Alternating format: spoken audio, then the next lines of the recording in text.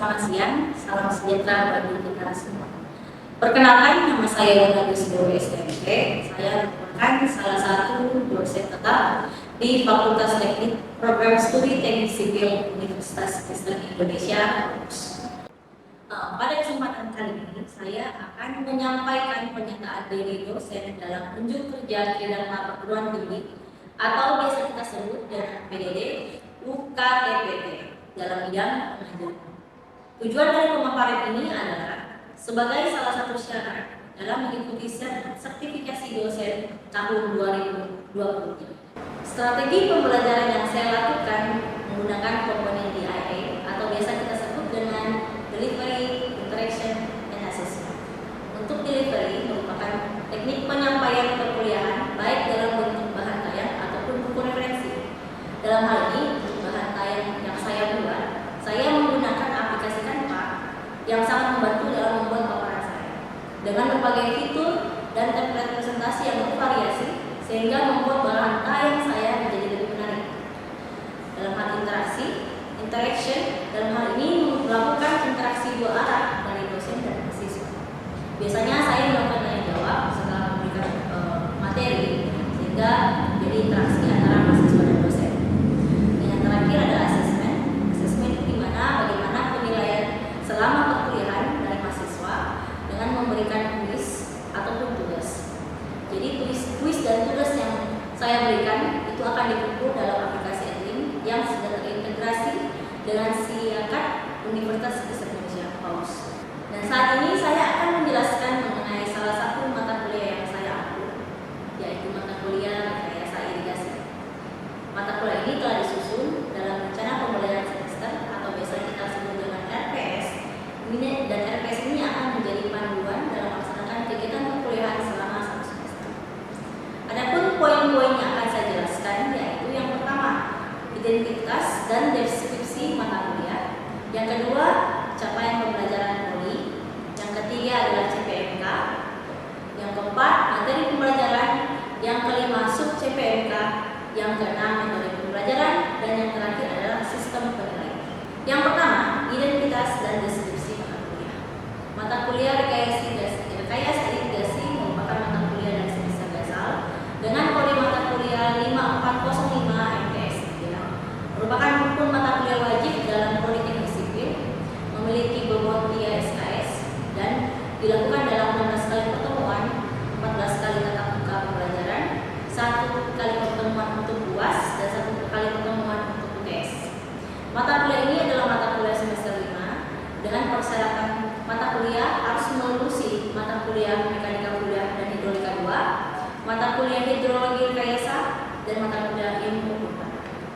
Adapun dalam perkuliahan rekayasa irigasi memiliki satu tugas besar yang harus dilulusi dan harus diselesaikan untuk dapat melulusi perkuliahan mata kuliah rekayasa irigasi.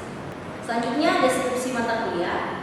Mata kuliah rekayasa irigasi merupakan mata kuliah yang penting dalam ilmu teknik sipil, khususnya konsentrasi keairan.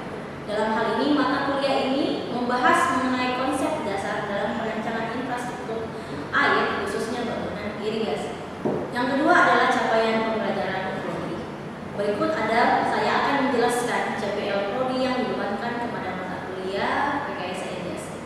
Terdapat 4 CPL dengan 4 aspek. Yang pertama aspek sikap, yang kedua aspek pengetahuan, yang ketiga kemampuan keterampilan umum, dan yang keempat keterampilan khusus.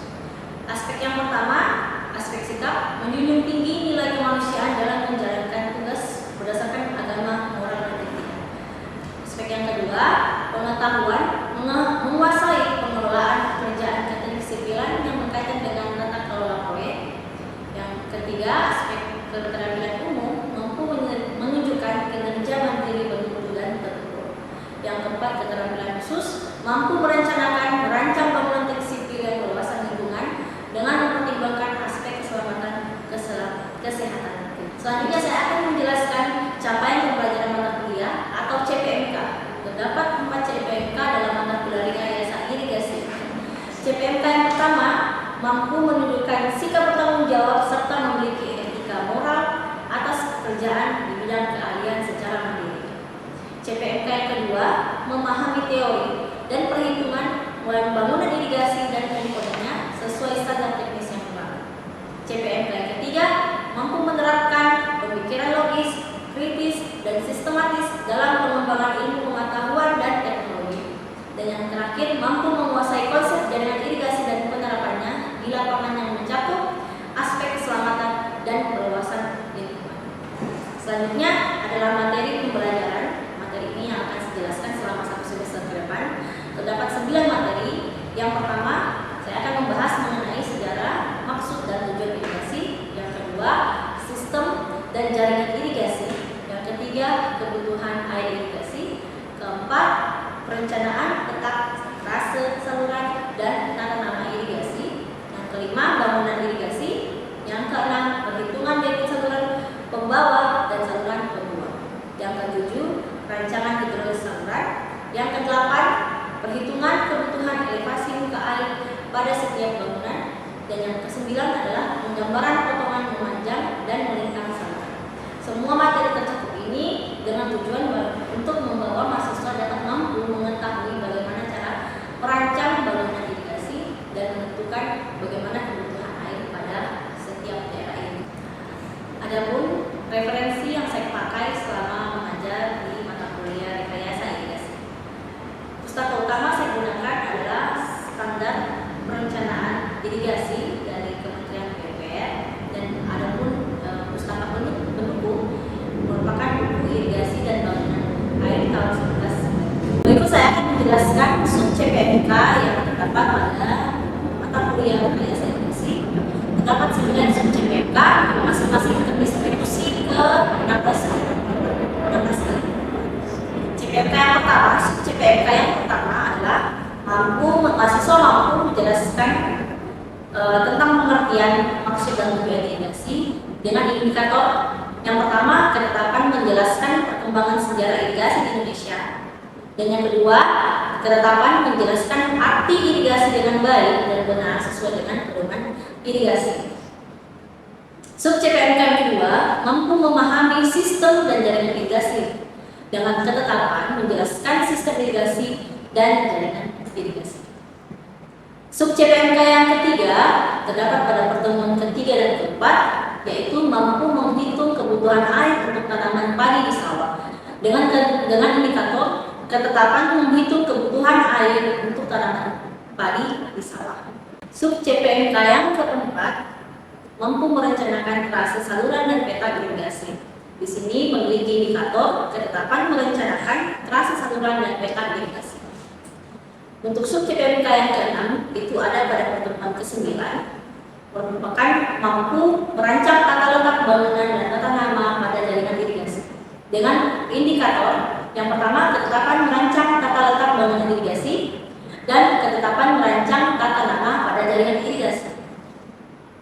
Untuk sub CPMK selanjutnya terdapat pada pertemuan ke-10 dan ke-11, yaitu mampu menghitung debit saluran pembawa dan saluran pembuang. Dengan indikator mampu menghitung debit saluran pembawa dan saluran pembuang. Untuk sub CPMK selanjutnya pada pertemuan 12 dan ke-13 mampu merancang dimensi saluran dan kebutuhan elevasi muka air pada bangunan irigasi. Dengan indikator ketetapan merancang dimensi saluran dan kebutuhan elevasi muka air pada bangunan irigasi. Sub CPMK yang terakhir pada pertemuan ke-14 dan ke-15 mampu merencanakan gambar potongan memanjang dan gambar potongan melingkar pada saluran dengan indikator ketetapan merencanakan gambar potongan memanjang dan gambar potongan melingkar pada saluran irigasi. Adapun metode pembelajaran yang saya lakukan itu ada 3. Saya melakukan proses pembelajaran dengan ceramah, diskusi, ataupun presentasi kelompok. Jadi ketiga pembelajaran ini saya terapkan secara bergantian sehingga tidak akan menjadi proses pembelajaran tidak menjadi monoton dan membuat siswa jauh lebih interaktif dalam proses pembelajaran. Berikut kriteria penilaian. Jadi ada beberapa kriteria penilaian dalam proses pembelajaran yang saya lakukan.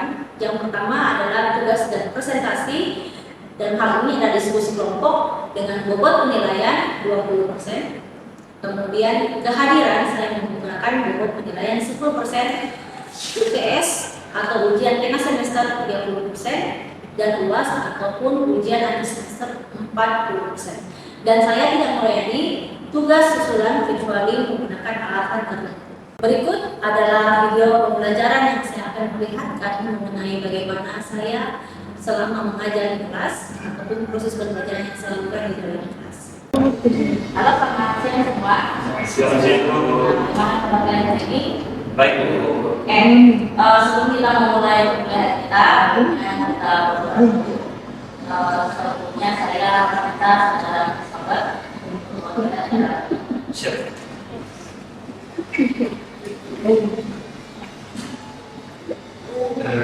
Teman-teman, saya sebelum kita mulai pelajaran pertama kita dalam bapak dan terus.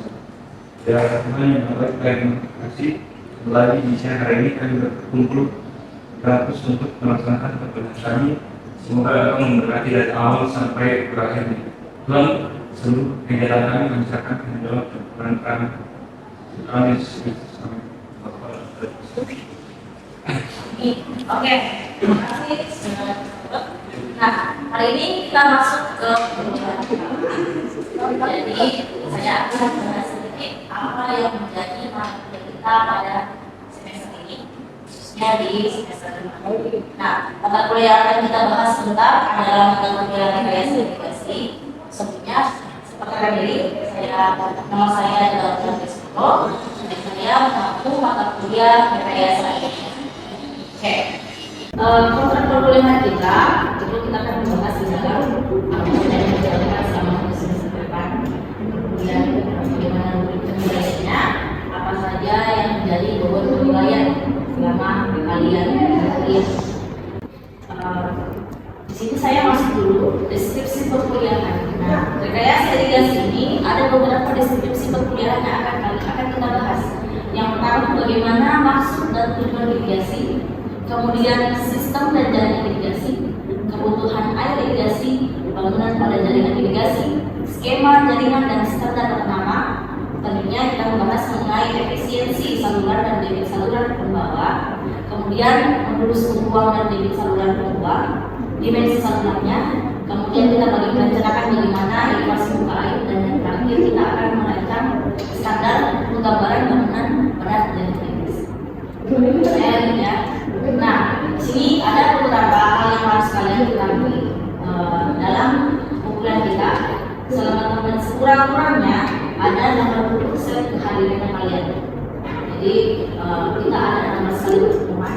Nah, jadi paling kurang kan 80% itu kalian sudah bisa mengikuti kelas. Kurang dari itu kalian tidak diperkenankan untuk mengikuti kelas. Dan untuk toleransi keterlambatan itu maksimal 5 menit. Bagaimana kalian berperilaku, bagaimana kalian berpakaian itu harus kalian perhatikan. Paling tidak berpakaian sopan selama di kelas dan menggunakan pakaian yang selayaknya dan berpakaian yang sopan. Oke, lanjut. Nah, ini adalah bobot penilaian. Jadi ada beberapa yang menjadi penilaian saya selama 1 semester depan. Yang pertama itu ada tugas dan presentasi, itu memiliki bobot 20%. Ada namanya UAS, ada UTS, dan kehadiran bobotnya 5%. Dan saya tidak melayani tugas susulan apabila kalian tidak memiliki alasan tertentu yang menyebabkan tidak tugas. Jadi kalau kalian pada saat deadline tugas kalian tidak bisa melakukannya, paling tidak ada pemberitahuan sebelumnya. Oke, sampai di sini jelas? Ada yang ingin kalian tanyakan? Oke, saya lanjut. Jadi selain bobotnya 3 SKS, irigasi ini saya menggunakan buku tentang rekayasa dan bangunan irigasi. Nah, juga beberapa peraturan PU, jadi kalian boleh cari di internet, banyak referensinya. Buku yang saya pakai selama kita kuliah semester. Oke, mana? Oke, ini lahan sebenarnya. Jadi irigasi itu sendiri adalah bagaimana cara kita mengalirkan air dan sumber air ke daerah irigasi itu sendiri. Oke, irigasi itu sendiri berasal dari kata irrigate, bahasa Belandanya irrigate, dan bahasa Inggrisnya adalah irrigation. Jadi kalau kalian pergi ke Belanda, tahu kalian irrigate.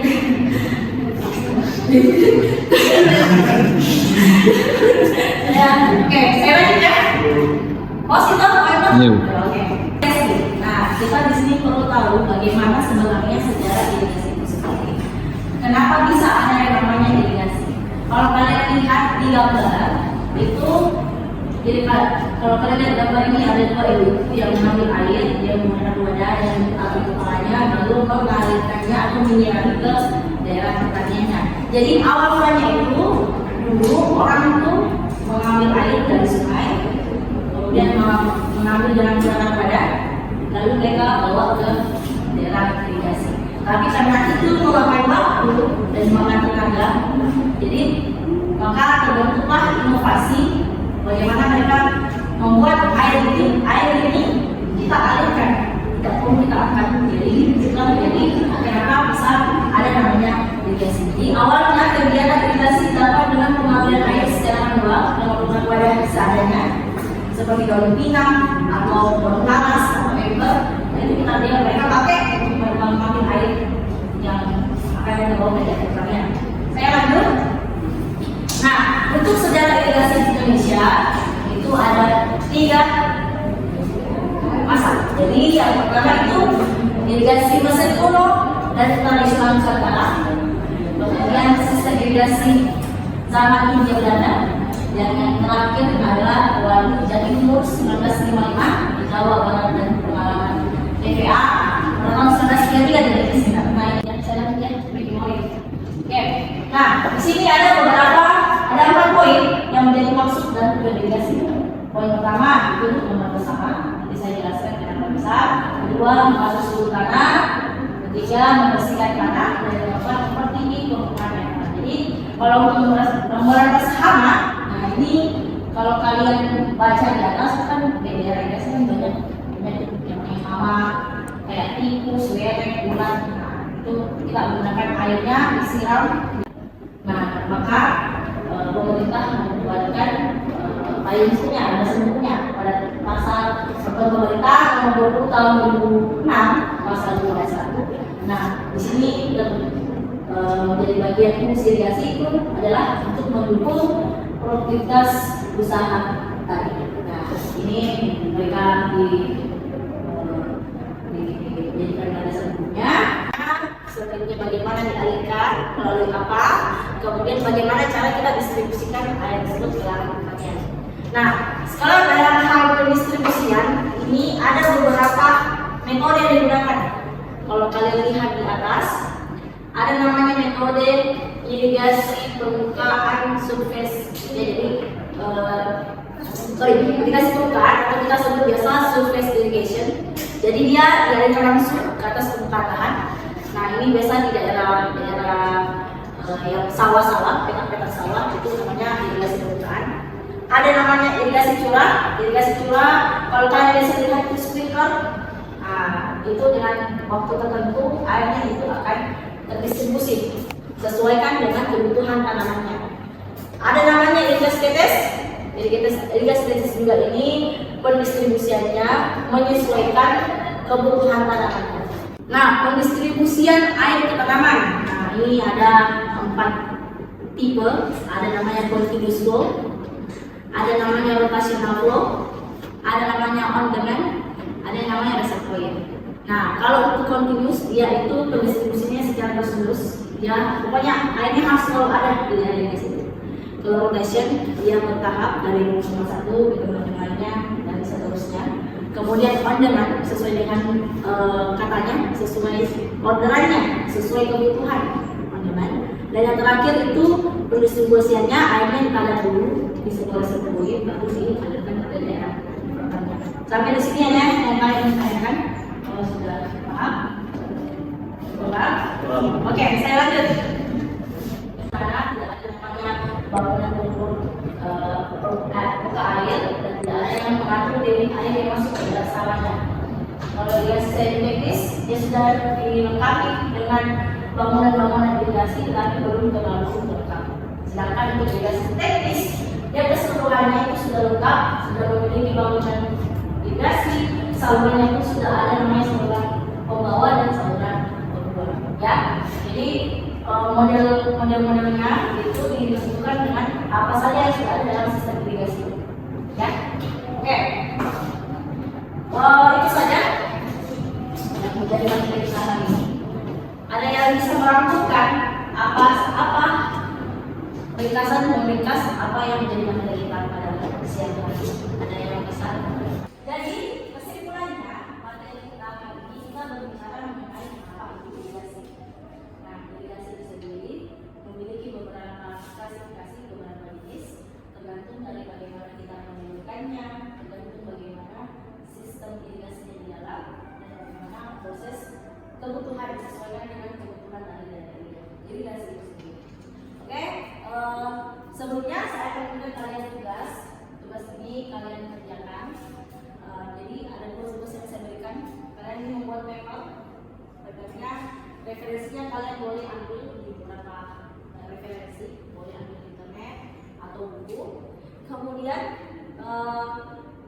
yang harus kalian buat adalah membuat paper mengenai landasan hukum tentang irigasi. Tadi kan irigasi itu sendiri. Kemudian bagaimana permasalahan irigasi yang ada di Indonesia. Jadi intinya masalah-masalah apa yang biasa kita temui tentang irigasi Indonesia, mulai dari sistemnya, atau dari proses pendistribusian airnya, atau kekurangan air atau tidak, itu kalian bahas di dalam dan minggu depan kita diskusikan. Ya, jadi kalian kerjakan. Kemudian kalau ada yang kalian tidak mengerti, ada namanya WhatsApp group, jadi kita boleh saling sharing di dalamnya. Oke, sampai sini jelas. Irigasi ini merupakan salah satu mata kuliah wajib yang harus kalian ngerti selama kalian berkuliah di teknik sipil. Nah, irigasi ini memiliki bobot 3 SKS, jadi kalian harus menyelesaikan dengan baik dan kemudian untuk melurusi kelas kita ada yang namanya tugas besar.